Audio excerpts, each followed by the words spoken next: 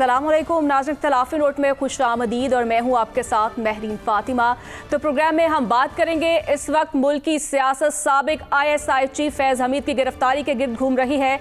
ज़राए के मुताबिक इमरान खान की सहूलतकारी में रिटायर्ड सीनियर फौजी अफसरान की गिरफ्तारी के बाद मजीद गिरफ्तारियाँ भी होंगी। नून लीग फैज़ हमीद की गिरफ्तारी को मुआवजा करार दे रही है। ऐसे में वज़ीर ख़ारिजा साहब डार साहब ने इंकशाफ किया कि वो भी जनरल फैज़ के मुतासरीन में शामिल है। फैज़ हमीद ने अक्टूबर के वस्त में उनसे ज्यादती पर मुआफ़ी भी मांगी थी। फैज़ हमीद की गिरफ्तारी पर रद्द-ए-अमल देते हुए इमरान खान साहब कह रहे थे कि फैज़ हमीद का एहतसाब अच्छी बात है, लेकिन फिर सबका एहतसाब करें। और ऐसे में नाज़रीन, उमर अयूब साहब ये कह रहे हैं कि DG ISI अपना चपड़ासी भी नहीं रख सकता, वो भी आर्मी चीफ के मरहूने मिन्नत होता है। क्या उन्होंने गुफ्तगू किया, पहले वो देख लेते हैं। तो ऐसे में नाज़रीन, नवाज शरीफ साहब जो है वो माजी में जनरल बाजवा और फैज़ हमीद के बारे में क्या गुफ्तगू करते रहते हैं, वो भी देख लेते हैं। अदिल साहब, आपसे प्रोग्राम का आगाज़ करूंगी। और माजी में भी हमने देखा कि जर्नैलों का एहतसाब हुआ, लेकिन पाकिस्तान की अब तक की तारीख की ये सबसे बड़ी गिरफ्तारी है। तो क्या आने वाले दिनों में फैज़ हमीद के फैज़ से कौन कौन फैज़याब हुआ, ये सब किरदार भी बेनकाब होंगे? जी, सबसे पहले तो मैं ये बता दूं कि जो इस वक्त PTI की लीडरशिप बात भी कर रही थी और जो इस वक्त आपने जो मुख्तलिफ शॉट्स भी सुनवाए इसमें, और ये जो चीज़ें चल रही हैं कि जनरल बाजवा के हवाले से ख़ास तौर पे, तो मैं आपको ख़बर देता चलूं कि ये मुसद्दका ज़राए ने कंफर्म किया है कि जनरल बाजवा के हवाले से कोई कार्रवाई ना हो रही है, ना इसमें कोई सदाकत है, ना कोई इसका कोई इम्कान है कि आने वाले दिनों में ऐसी कोई चीज़ सोची जा रही है। बल्कि ये उस वक्त ये जो स्पेकुलेशंस हैं ये उस वक्त ज़्यादा हो गई जब 2 रोज़ कबल एक तकरीब हुई जिसमें आर्मी चीफ ने मुलाकात की साबिक जो आर्मी के अफसरान हैं उनसे, तो उसमें भी जनरल बाजवा नहीं थे। तो उसमें भी हमें ज़राए ने बताया है कि वो चूंकि मुल्क में मौजूद नहीं थे इसलिए उसमें वो शिरकत नहीं कर सके, और बल्कि जनरल बाजवा ने तो जनरल फैज़ के खिलाफ एक्शन लिया। वो एक्शन किस सूरत में लिया? ये जो कह रहे हैं ना कि DG ISI जो है ये खुद तो कोई इकदाम नहीं उठा सकते, ये आर्मी चीफ ही सब करा रहा होता है। तो जो DG ISI है उनका बॉस तो आर्मी चीफ होता है, प्राइम मिनिस्टर होता है, आर्मी चीफ नहीं होता। DG ISI जो हैं उस वक्त के DG ISI वो तो डायरेक्ट अपने बॉस उस वक्त के जो बानी PTI हैं उनके जो एम्बिशंस थे उनके मुताबिक चीजें चला रहे थे। जब आर्मी चीफ ने बहुत सी चीजें देखी कि इससे इंस्टीट्यूशन जो है वो तबाह हो रहा है, खराब हो रहा है, तो उन्होंने एक्शन लेके, आपको याद होगा कि इनकी पेशावर कोर में जब ट्रांसफर कर दी तो उस वक्त के प्राइम मिनिस्टर डट गए। उन्होंने जनरल नदीम अंजुम साहब का उस वक्त का जो उस वक्त उनकी जो अपॉइंटमेंट थी उसमें रोड़े अटकाने की कोशिश की।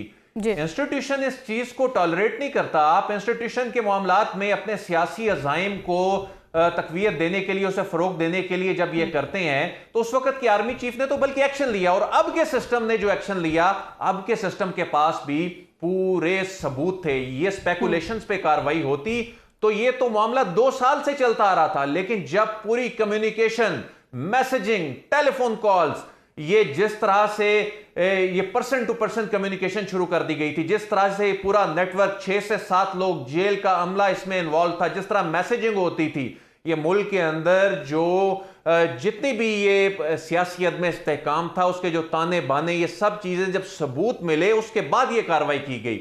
अब ये जो लोग इसको और रंग देने की कोशिश कर रहे हैं, ये बिल्कुल ऐसी सूरत हाल नहीं है। और इसमें जो खासतौर पे जो जनरल बाजवा के हवाले से ये बात है, ये हमारे ज़राए ने कंफर्म किया है, ऐसा बिल्कुल भी नहीं है। जहां तक मामला है जो दीगर जो जेल के लोग हैं, और इसमें मजीद कुछ मिलिट्री के रिटायर्ड ऑफिशियल्स हैं जिन्होंने अपने जो उनको आर्मी एक्ट पाबंद करता है, उन्होंने इस तरह की सरगर्मियों में मुलविस नहीं होना था। उन्होंने अपनी रिटायरमेंट के बाद वो इस तरह की सरगर्मियों में मुलविस हुए, उन्होंने ऐसा किरदार अदा किया कि मुल्क को नुकसान पहुंचाने की कोशिश की। ये ऐसे नाकाबिले तरदीद शवाहिद सामने आए हैं इस कम्युनिकेशन में कि जिसके बाद ये कार्रवाई शुरू हुई है, और आने वाले दिनों में मजीद कुछ गिरफ्तारियां होने जा रही हैं। मैं आपको खबर दे रहा हूं। और इसके अलावा जो पीटीआई के जो सेंट्रल मीडिया का जो दफ्तर है इस्लामाबाद में, वहां से जो व्हाट्सएप चैट्स जो सामने आई हैं, जो कम्युनिकेशन सामने आई है इनके आला ओहदेदारों की और जो गैर मुल्की जो खबरसां इदारे हैं उनके साथ किस तरह कम्युनिकेशन होती थी, पाकिस्तान मुखालिफ आर्टिकल्स लग रहे होते थे, और मुल्क के अंदर भी कुछ शख्सियात के उनके व्हाट्सएप मैसेजेस जो हैं वो सामने आए हैं, ट्रेस हुए हैं, जो आने वाले दिनों में मजीद गिरफ्तारियां इसमें होने जा रही हैं और बहुत से लोगों के खिलाफ इसमें कार्रवाई होने जा रही है। आप जिस तरह से कह रहे हैं जी आदिल साहब, बिल्कुल आप क्या देख रहे हैं, क्या फिर इमरान खान साहब के लिए मजीद जो है मुश्किलात होंगी? देखिए, इमरान खान साहब के लिए बज़ाहिर मुश्किलात नज़र आ रही हैं और हमारे जो कॉरेस्पॉन्डेंट अहमद भट्टी हैं, अहमद भट्टी जब ये आए रोज़ जो प्रोसीडिंग्स जेल में होती हैं तो ये अहवाल रिपोर्ट भी कर रहे होते हैं, बता भी रहे होते हैं। आज के इमरान खान जो हैं, आज से 1.5-2 महीने पहले इमरान खान साहब की जो उनका जो कॉन्फिडेंस होता था अब नहीं है, क्योंकि इनका इंटरेक्शन होता है, ये खुद मिलते हैं, जाके क्वेश्चन करते हैं और जो प्रोसीडिंग के बाद जिस तरह से बानी पीटीआई बातचीत कर रहे होते हैं तो वो अहमद भट्टी साहब बता रहे होते हैं कि आज के जो बानी पीटीआई का जो जेस्चर, उनका जो बात करने का अंदाज और वो जो कॉन्फिडेंस है वो बिल्कुल वो पहले जैसा 1.5-2 महीने पहले जैसा नहीं है। ये सिचुएशन जो इन हफ्तों के दौरान तब्दील हुई है, जाहिर है इसके असरात भी हैं। ये जो दावा किया जा रहा है कि कम्युनिकेशन थी, वो कम्युनिकेशन रुक गई, वो लोग पकड़ लिए गए, मजीद कुछ जेल के हुकाम जो हैं उनको अब पकड़ा जाएगा। ये जो कार्रवाई हुई थी, मोबाइल फोन इस्तेमाल हो रहे थे, मोबाइल फोन के जरिए मैसेजिंग हो रही थी, सहूलतकारी की जा रही थी, तो अब वो चीजें उनके लिए डिस्टर्बिंग है और वो खुद भी इस हवाले से ज़हनी तौर पर डिस्टर्ब हैं। लेकिन जो कानूनी महाज पे उनकी चीजें चल रही हैं, मैं उस पर कोई कमेंट नहीं करूंगा, वो एक अलहदा से मसला चल रहा है। लेकिन वाकई ये पीटीआई की एक बहुत बड़ी जो फ्लो ऑफ इंफॉर्मेशन था, ये जो इंफॉर्मेशन जिस तरह से आती थी और जाती थी, वो अमल इस वक्त गुज़श्ता 1 से 1.5 साल में, ये जो मामला 1 साल से जो चल रहा था उसमें वो रुक गया है, उसको बहुत बड़ा धचका लगा जी। ठीक है, वो मामला रुक गया है। हासिफ साहब, जिस तरह से आदिल साहब ये बात कर रहे हैं, ऐसे में नून लीग जो है वो तो फैज़ हमीद की गिरफ्तारी को मुआवजा करार दे रही है और पाकिस्तान तहरीक इंसाफ भी ये क्लेम कर रही है कि 15 महीने क्यों नहीं ये हुआ, क्या इसको लास्ट रिजॉर्ट के तौर पर इसको इस्तेमाल किया गया है और हुकूमत के पास परफॉर्मेंस के लिए कोई नैरेटिव नहीं है, तो क्या ये सिर्फ जो है सियासी तौर पर इसको इस्तेमाल किया जा रहा है? देखिए, दो चीज़ें हैं मेरीन। एक जिस अभी अदील राय साहब वो बात कर रहे थे जनरल बाजवा साहब के मुतल्लिक के पाकिस्तान तरीके इंसाफ और दीगर कुछ अनासर मुख्तलिफ लिंक जोड़ रहे हैं, कुछ पाकिस्तान में बैठे, कुछ पाकिस्तान से बाहर, वो लिंक जोड़कर एक नया इंतशार जो है मैं समझता हूँ फैलाने की कोशिश हो रही है। पहली बात तो ये है कि फ़ौज में ये पहले DGISI या कोई जनरल नहीं है कि जिनका एहतसाब शुरू हुआ। माजी में भी बड़े बड़े जर्नलों के जो है बहुत बड़े बड़े शख्सियात जो फौज से रिटायर हुए या हाजिर सरबस थे, उनका भी एहतसाब हुआ। हम सियासतदानों के एहतसाब की बात करते थे। हाँ, ये देखने को मिला है इस टेन्योर में गुज़श्ता 1-2 सालों में कि यहाँ पर जो एस्टेब्लिशमेंट के अंदर के लोग थे उनका एहतसाब ज्यादा दुगना तिगना चुगना स्टार्ट हो गया है, उनमें माफी नहीं है। और यहां से ये मैसेज कन्वे होता है कि जो मौजूदा एस्टेब्लिशमेंट है ये रियासत के साथ खड़ी है और ये जो भी उसके अगेंस्ट जाएगा, चाहे वो उनके अंदर का बंदा हो या बाहर का, उनको बिल्कुल बैलेंस और कानून और आइन के मुताबिक उनसे ट्रीट किया जाएगा। मेरी बेशुमार जो है वो एक्सपर्ट से, माहिरीन से, कौमी सलामती का जो एक्सपर्ट्स हैं उनसे भी बात हुई, कुछ ज़िम्मेदारान से भी बात हुई, उन्होंने भी ये वाजे किया कि कैटेगोरिकली ये बात कही है कि फैज खान का जो गठजोड़ था, पहला तोड़ा जनरल बाजवा साहब ने, और वो तोड़ा कैसे उसके भी मैं आपको बता देता हूं। मेरी इत्तला यह है कि उस वक्त जब बाजवा साहब जब इजलास करते थे, कोर कमांडर कॉन्फ्रेंस होती थी, मुलाकातें होती थी, तो अंदर से बहुत ज्यादा जो है वो उन पर दबाव बढ़ा कि यहां पर तो एक अलग सल्तनत चल रही है, यहां पर तो जिस तरीके से काम चलाते हैं हुकूमती मुदाखलत और बाकी मामला, वो तो आपकी डायरेक्शन से हटके एक नई डायरेक्शन पर काम हो रहा है। इस तरह के जब मामला चले तो फिर जनरल बाजवा ने DGI को तब्दील कर दिया, और फिर तब्दील करने के बाद जो प्रेशर आया वो भी अदील राय साहब ने आपके सामने बताया कि क्या क्या हुआ, किस तरीके से इमरान खान उनसे नाराज हुए, क्या क्या एक नई कहानी भी शुरू हुई। और अभी भी वो सेकंड पार्ट शुरू हुआ, जो अगला गठजोड़ था वो मौजूदा एस्टेब्लिशमेंट ने पकड़ा। अब उसमें क्या था, इतलात तो ये सामने आ रही हैं कि 6 इंक्वायरियां अब तक शुरू हो चुकी हैं जनरल फैज के खिलाफ। इतलात हैं। उसमें जो है कुछ, एक तो वो बता रहे हैं हाउसिंग सोसाइटी वाला मामला, फिर उससे हट के भी कुछ चीज़ें हैं। वो ये चीज़ें सामने आ रही हैं कि भरपूर तरीके से जो गठजोड़ था, ये एक सियासी जमात के मामलात को डायरेक्टली और इनडायरेक्टली तरीके से चला रहा था। अब तक की इतलात के मुताबिक लगभग कोई 2100 से जायद मैसेजेस जो हैं वो सामने आए हैं, जिसमें कई लिंक सामने आए हैं कि किस तरह सियासी अदम इस्तेकाम के लिए परवान चढ़ाते, नेशनली और इंटरनेशनली टूल इस्तेमाल करते और किस तरीके से ये मामला चलते। और सीधी सी बात है, जब इसका फॉरेंसिक होगा, उसकी जांच पड़ताल होगी, तो फिर ये एक चीजें नहीं रहेंगी, फिर बेशुमार अफराद इसमें आएंगे। ये वो लिंक करता है कि पाकिस्तान तरीके इंसाफ के कुछ रहनुमाओं से मेरी बात हुई तो वो डरे हुए थे, उन पे एक जो है नफसियाती दबाव था, खौफजदा थे कि हालात तो अब कहीं और मुड़ जाएंगे। वही मैं आपको बता रहा हूं कि 15 अक्टूबर तक हालात बेशुमार, अभी वो जो बता रहे हैं वाकफान हाल, वो तो बताते हैं जो मुख्तलिफ इजलासों में भी होते हैं, वो कहते हैं काफी कुछ तब्दील हो चुका होगा, हालात किसी और तरफ जा चुके होंगे 15 अक्टूबर तक। देखते हैं 15 अक्टूबर तक 2 माह के अंदर क्या क्या तब्दीलियां आती हैं। लगभग गिरफ्तारियां मजीद होने जा रही हैं और लगभग कुछ 16 अफराद की मजीद फहरिस्त तैयार है जिनको गिरफ्तार करना है। अब दूसरा आ जाइए, एक तो ये लिंक था, दूसरा कि जो बात कर रहे हैं नवाज शरीफ साहब, अगर जनरल फैज हमीद साहब बोल पड़े तो फिर आपको अंदाजा होगा कि फैजियाब होने वालों में कौन कौन थे, कौन जरदारी, कौन नवाज शरीफ, कौन शहबाज शरीफ, कौन बिलावल भुट्टो जरदारी, कौन कौन सी सियासी शख्सियात फैजियाब कहां से किस तरह होते रहे। ये तो किसी से ढकी छुपी नहीं है, हालात क्या क्या होते रहे। हां, ये बात दुरुस्त है कि किसने कहां पर मुल्क की सलामती को दाव पे लगा के अपने मकासद को तरजीह दी। ये आप शुरू करें, दूर ना जाएं, आप 85 के प्रोजेक्ट से लेकर आज तक शुरू कर लें, आपको अंदाजा हो जाएगा कि जो आज नवाज शरीफ साहब बात कर रहे हैं कि इमरान खान को कौन लेकर आया। सवाल यह है कि आपको कौन लेकर आया, आपकी सियासी जमात को किस तरीके से जो है वो आपका पौधा लगा। आपकी सियासी जमात भी इसी तरीके से आई थी जिस तरीके से ये आए। हां, किसी का तरीका कोई दाया था, किसी का भोंडा तरीका था, किसी का क्या तरीका था, आए सब एक ही चीज पर चल के सब ने इक्तदार की ख्वाहिश का इजहार किया। यह बात ना करें कि आप इक्तदार के ख्वाहिशमंद नहीं थे, इक्तदार के ख्वाहिशमंद हर तरह से मामला चले। वो अलग बात है कि आपको एक मैसेज कन्वे हुआ कि आप वजीर आजम नहीं हैं, और उसके बाद जो मुस्लिम लीग नून के अंदर जो है वो आपस में तूफान बरपा हुआ, वो एक अलग कहानियां बताया कि शहबाज शरीफ साहब प्राइम मिनिस्टर ऑफ पाकिस्तान है, वो भी एक अलग कहानी है। ये आजकल क्यों बात नहीं करते।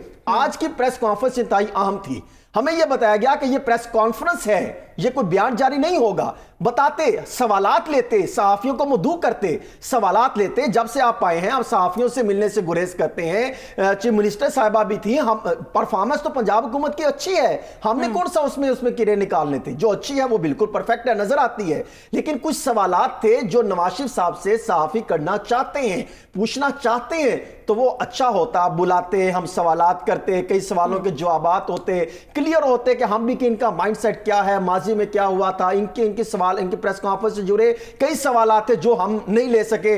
जो मैं एज ए रिपोर्टर मैं बड़ा मायूस हुआ कि वो सवाल जो हम एक पार्टी के लीडर से करना चाहते थे, जिनकी वफाक और पंजाब में हुकूमत है, वो हम कब कर सकेंगे। वो सवाल के जवाब नहीं देना चाहते। हाँ, सवाल जरूर आते हैं। वो ये कह रहे थे कि आप बताएं कि हमारे दौर में मुआशी हालात बेहतर थे, वो बताएं कि आपने मसनूई जो है वो जो एक्सचेंज थे वो किस तरीके से लेकर चले, आपने मसनूई एदादो शुमार का क्यों गोरख धंधा चलाया, जब आप पीछे हटे तो किस तरीके से जो है वो निकली और पाकिस्तान के मुआशी हालात खराब होना शुरू हुए। ये हम तो नहीं बताते, ये दादो शुमार बताते हैं। बिल्कुल, क्या हालात होंगे, अगला मंजरनामा क्या होगा, ये साथ साहब से पूछ लेते हैं। साथ साहब, वो कहते हैं ना, जितना बड़ा ओहदा होता है उतनी बड़ी जिम्मेदारी भी होती है। तो फैज हमीद की गिरफ्तारी से क्या लगता है आपको कि हम क्या सबक सीखेंगे, और अगला मंजरनामा आप क्या देख रहे हैं? देखिए, सबसे पहले तो मैं एक छोटा सा जुमला कह सकूं आपकी इजाज़त से कि हसन साहब का जो नवाज शरीफ से गिला था कि आप बैठते, हमको 2-4 बातें करते, आपस में हम सवाल जवाब करते, उस परफेक्ट, मैं हसन साहब का लफ्ज़ इस्तेमाल करता हूँ, पंजाब की परफेक्ट कारकर्दगी पे, ये तो मुझे एक महबूब का अपने महबूबा से गिला लग रहा है कि कुछ बैठते तुम पास बैठ के हाथ पकड़ के आंखों में आंखें डाल के थोड़ी सी बात कर सकते। मुझे बहुत दुख हुआ हसन साहब कि ये मौका आपको नहीं मिल सका। मुझे यकीन है कि आपकी इस फरियाद की वजह से, दिल भरी फरियाद की वजह से, आई एम श्योर कि नवाज शरीफ साहब ये मौका बहुत जल्दी फराहम करेंगे। आप इतने दिल बर्दाश्त ना हो। अल्लाह करे। जो आपने मेरे से दूसरी बात की, जी जी जी बिल्कुल बिल्कुल, आपको मैं कह रहा हूँ कि ज़रा थोड़ा जल्दी बुला लें, बिकॉज मुझे लगता है बाकियों में इतनी तड़प नहीं थी। आपको इसलिए आपने थोड़ा सा ज़्यादा फील किया, तो मैं आपके लिए दुआ गो कि आपको जल्दी बुलाएं और आंखों में आंखें डाल के इस परफेक्ट कारकर्दगी के बारे में आप दोनों आपस में गुफ्तगू कर सकें। मैं दूसरी जो आपने बात की, मैं उस ये बहुत ज़रूरी बात है। देखिए, पाकिस्तान के अंदर एक बड़ा टेक्टोनिक शिफ्ट आ रहा है। टेक्टोनिक शिफ्ट होता है जब अर्थ की प्लेट्स आपस में शिफ्ट होती हैं, जिसकी वजह से जलजले आते हैं। तारीख के अंदर सिविलाइजेशंस टेक्टोनिक शिफ्ट्स की वजह से ख़त्म हो गई। पाकिस्तान के अंदर एक बड़ा टेक्टोनिक शिफ्ट आ रहा है। इस्टेब्लिशमेंट ने, हमारी फ़ौज ने अपने इंटरनल कानून के मुताबिक, पाकिस्तान आर्मी एक्ट के मुताबिक, इस बात को अब बिल्कुल डायरेक्टली हेड ऑन लिया है कि क्या एक साबिक 3 स्टार साबिक DG ISI ऐसे कामों में इन्वॉल्व थे, ख्वाह वो फाइनेंशियल करप्शन के केसेस हों जो एलिगेशंस टॉप सिटी से हुई, या वो ओथ की वायलेशन हो जो सियासी मुदाखलत या सियासी वाबस्तगी की बात हो रही है, ख्वाह वो हाजिर सर्विस हों जब वो आर्मी एक्ट के एक्चुअली हाजिर सर्विस थे, और जब वो रिटायर भी हो जाएं पाकिस्तान के फ़ौज के अफसरान, तो भी वो आर्मी एक्ट के सब्जेक्ट रहते हैं। फ़ौज ने पहली दफ़ा इस कार्रवाई को हेड ऑन लिया। ये एक बड़ा टेक्टोनिक शिफ्ट है पाकिस्तान के अंदर। ये एलिगेशंस के हमारे ISI से या हमारी अफवाज से कुछ सियासी लोगों की मदद की गई या होती रही है, ये एलिगेशंस तो IGI के ज़माने से तो कम से कम सुप्रीम कोर्ट उसके ऊपर मेहरान बैंक केस के अंदर, supreme court Asghar Khan case के अंदर सुप्रीम कोर्ट भी ये डिटर्मिनेशन दे चुकी है कि हाँ, वाकई हमारी कुछ खुफिया एजेंसीज ने सियासत के अंदर मुदाखलत की। ये बात तो मैं कहने का मकसद ये है कि 1980s से ये बात हर दफ़ा जो भी सियासतदान हार जाता है, जो भी ऑपोजिशन में होता है, वो कहता है कि दूसरी साइड को हमारी खुफिया एजेंसीज ने उसकी हेल्प की। लेकिन हर दफ़ा हम ये बात भी करते हैं, जी हम हर दफ़ा ये बात भी करते हैं, IGI के वक्त भी 80s के अंदर भी बात हुई, 90s की पूरी पॉलिटिकल ड्रामे के अंदर जो हर 2-2.5 साल बाद गवर्नमेंट गिरती थी, एक साइड कहती थी इस्टेब्लिशमेंट साथ है, फिर जो 2008 के बाद गवर्नमेंट्स बनी उसके अंदर जिस प्राइम मिनिस्टर को डिस्क्वालीफाई किया गया, कहा गया इस्टेब्लिशमेंट साथ है, 2013 को 35 पंक्चर कहा गया, 2018 को RTS कहा गया, 2024 को 45-47, ये तमाम एलिगेशंस जो हैं वो दबे अल्फाज में इस्टेब्लिशमेंट के खिलाफ या हमारी खुफिया एजेंसीज के खिलाफ थी, लेकिन किसी भी वक्त इस तरह की डायरेक्ट कार्रवाई नहीं हुई। बहुत अच्छी बात है, पाकिस्तान की जमहूरियत को इस बात से बड़ी तकवीयत मिलेगी कि अगर जो इदारे का इंटरनल एक अकाउंटेबिलिटी मैकेनिज्म है वो पॉलिटिकल इंटरफेरेंस या सियासी वाबस्तगी की वजह से किसी को प्रोसिक्यूट करे। फैज़ हमीद साहब ने असल में क्या किया क्या नहीं किया, ये तो इन्वेस्टिगेशन के अंदर सामने आएगा। हमें इसके ऊपर जब तक ट्रायल चल रहा है, जो फील्ड जनरल कोर्ट मार्शल है, जब तक वो चल रहा है उसका कोई फैसला नहीं आता, चीज़ें शवाहिद सामने नहीं आती, तो हम उसके ऊपर हतमी तौर पे बात तो नहीं कर सकते। लेकिन फील्ड जनरल कोर्ट मार्शल के अंदर एविडेंस रखा जाएगा और उनके खिलाफ उस एविडेंस के मुताबिक एक फ़ैसला होगा। वो फैसला जो भी हो, अगर इदारा इस नतीजे पे पहुंचे कि उन्होंने कुछ नहीं किया या इदारा इस नतीजे पे पहुंचे कि उन्होंने बड़े सख्त जुराइम किए हैं, दोनों सूरतों में ये प्रोसेस बड़ी अच्छी बात है कि पाकिस्तान की अफवाज सब लोगों को बताएं। यही मैसेज जुडिशरी के अंदर भी जा रहा है, ब्यूरोक्रेसी के अंदर भी जा रहा है, दीगर स्टेट इदारों में भी जा रहा है कि ख्वाह आप कोई भी हों, अगर आपने सियासी मुदाखलत की या सियासी वाबस्तगी की अपने गवर्नमेंट के ओहदे के अंदर रहते हुए, तो आपको आड़े हाथों से लिया जाएगा। बड़ी अच्छी बात है कि यही चीज़ें अगर ब्यूरोक्रेसी के ऊपर भी लगे, फवाद हसन फवाद साहब जैसे, आज़म खान साहब जैसे ब्यूरोक्रेट्स हैं जिनका काम एहतसाब जो है वो सबके लिए जो है वो बराबर होना चाहिए। बिल्कुल, इसके साथ साथ ही जो नाज़रीन ये तो वक्त ही बताएगा अब, और इसके साथ साथ नाज़रीन जो है कि आज काफ़ी अरसे के बाद नवाज शरीफ साहब ने जो है अपने दिल की बातें की हैं, आवाम से कुछ दुख भी सुनाए, कुछ गिले शिकवे भी उन्होंने किए। अलबत्ता उन्होंने आवाम के लिए एक रिलीफ का ऐलान किया है और वो रिलीफ किस हद तक जो है वो पॉसिबल होगा, इसी पर बात करेंगे एक छोटी सी ब्रेक के बाद। Stay with us.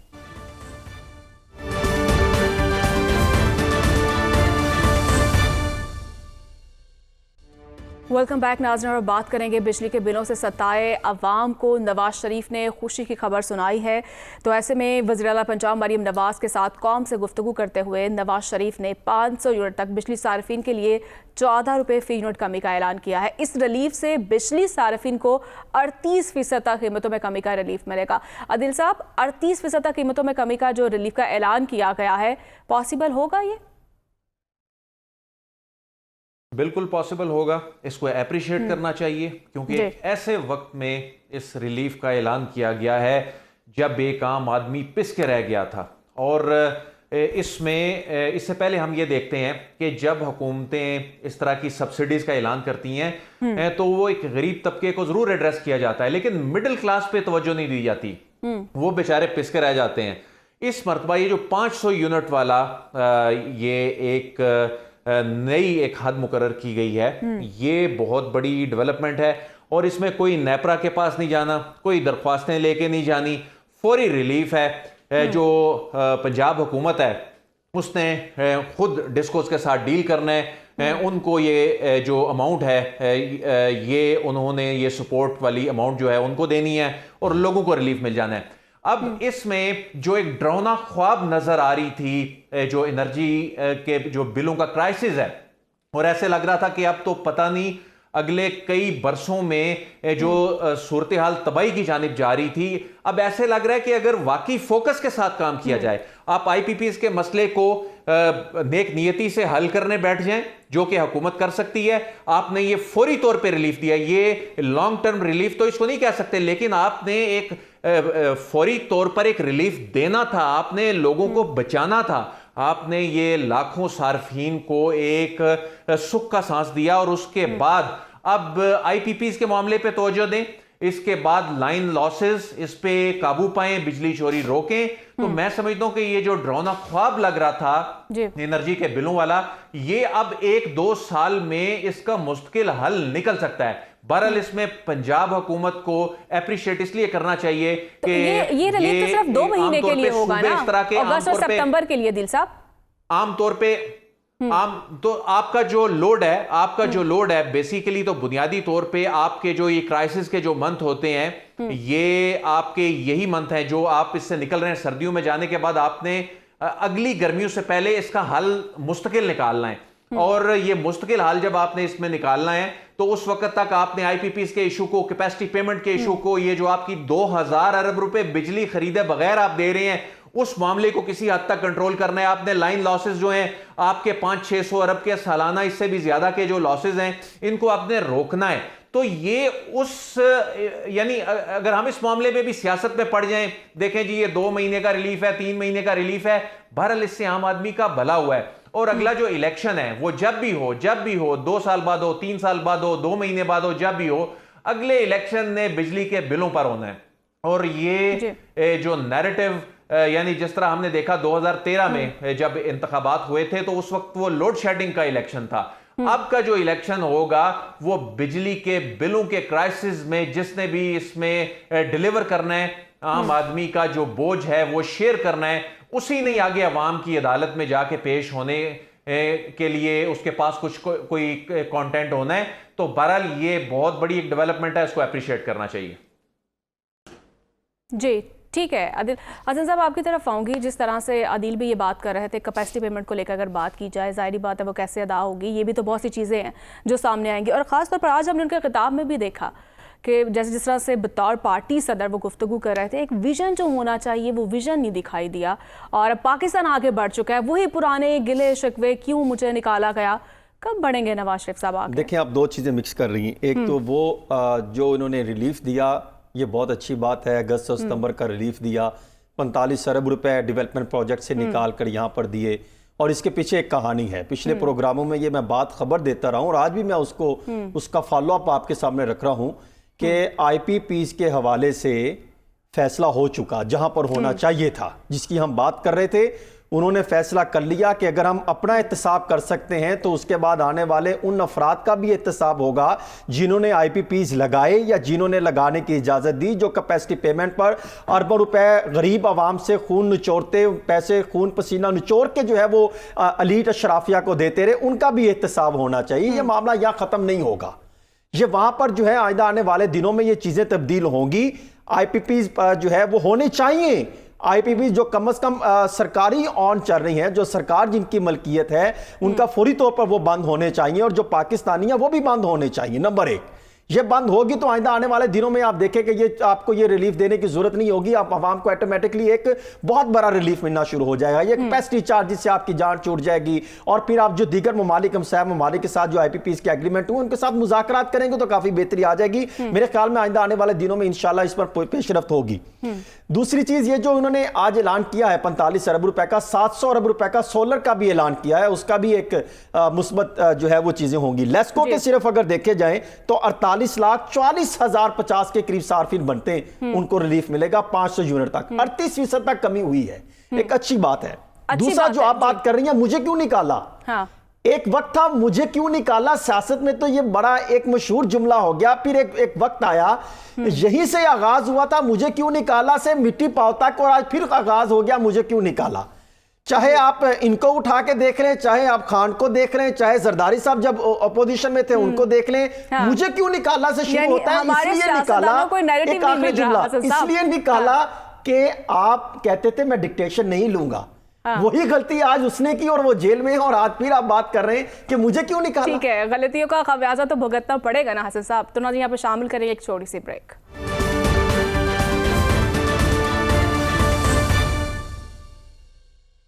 Welcome back. Nazin साहब आपकी तरफ आऊंगी। आज का रिलीफ जो है वो कल बहरान तो नहीं बन जाएगा? देखिए, रिलीफ तो आवाम को देना चाहिए, ये तो बड़ी अच्छी बात है कि आपने रिलीफ दिया है, बल्कि सिर्फ 2 महीने का ना दें, कंप्लीट रिलीफ दें, थोड़ा ना दें, ज़्यादा दें, ये तो बड़ी अच्छी बात है। लेकिन मैं अपने भाई अदील साहब की बात से, अदील वलायत साहब की बात से एग्री नहीं करता कि अगला इलेक्शन जो है वो बिजली के ऊपर लड़ा जाएगा। मेरा नहीं ख्याल कि ऐसे होगा। पाकिस्तान के अंदर बहुत से मसाइल हैं, पाकिस्तान की मईशत के बहुत से मसाइल हैं, पाकिस्तान के अंदर दीगर सियासी बहुत से मसाइल हैं, पाकिस्तान के अंदर पिछले 2-2.5 साल के अंदर लोगों की बड़ी खलिशें एक दूसरे के साथ पैदा हुई हैं। अगला इलेक्शन जब भी हो, जैसे अदील साहब ने कहा 2 साल में हो, 5 साल में हो, 2 महीने में हो, उसमें बहुत सारे इशूज़ ज़ेर बहस आएंगे। लोगों के अपने फ़ैसला करने के लिए बहुत सारे चीज़ों को वो कंसिडर करेंगे। लेकिन ये बात कि 2024 के अगस्त में 2 महीने के लिए नवाज शरीफ साहब ने एक एयर कंडीशनर के कमरे के अंदर बैठ के 14 रुपये फ़ी यूनिट चंद लोगों का 2 महीने के लिए कम कर दिया, मेरा नहीं ख्याल कि ये उनको अगले इलेक्शन के अंदर बचा सकेगा। ठीक है, ये उनके लिए काफ़ी नहीं होगा, ये तो वक्त ही बताएगा इलेक्शन कब होंगे। साथ साथ इसके साथ ही नाज़िर प्रोग्राम का जो वक्त है वो भी ख़त्म हुआ चाहता है। मुझे इजाज़त दीजिए, कल फिर आपसे मुलाकात होगी। अल्लाह ने के बाद।